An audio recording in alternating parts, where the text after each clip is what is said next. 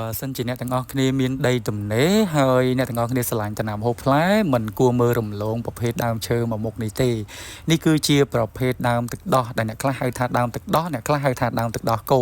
សម្រាប់ដើមឈើមួយប្រភេទនេះគឺវាអំណោយផលមែនទែនបើសិនជាយើងដាំដោយសារតែទីផ្សាររបស់វាគឺអាចនិយាយថាវាមានតម្លៃខ្ពស់គួរសមដែរសម្រាប់ផ្លែវាហើយបើសិនជាយើងដាំទៅបានផលបានផ្លែគឺវាច្រើនដែរដោយសារប្រភេទផ្លែទឹកដោះគោនេះបើសិនជាផ្លែម្ដងគឺច្រើនហើយបើនិយាយពីគុណសម្បត្តិរបស់វាមានច្រើនណាស់សម្រាប់ផ្លែទឹកដោះគោអញ្ចឹងយើងឃើញថាសម្រាប់អ្នកដែលចូលចិត្តដាំដំណាំហូបផ្លែបើសិនជាអាចគួរតែដាំទៅវាអាចបានផលបានផ្លែមកដូចគ្នាជាមួយនឹងដំណាំផ្សេងដែរហើយសម្រាប់ដើមទឹកដោះគោនេះគឺជាប្រភេទទឹកដោះគោនាំចូលអញ្ចឹងគឺដើមវាល្អមែនតើសម្រាប់សុខភាពដើមវាហើយបើសិនជាយើងដាំទៅយ៉ាងច្រើនណាស់អាចតែមួយឆ្នាំអីអាចទទួលបានផលហើយអញ្ចឹងអ្នកទាំងអស់គ្នាកុំភ្លេចបើសិនជាអ្នកទាំងអស់គ្នាចង់បានដំណាំហូបផ្លែផ្សេងអាចតេតតងបានជាមួយនឹងសួននគររាជទាំងអស់គ្នា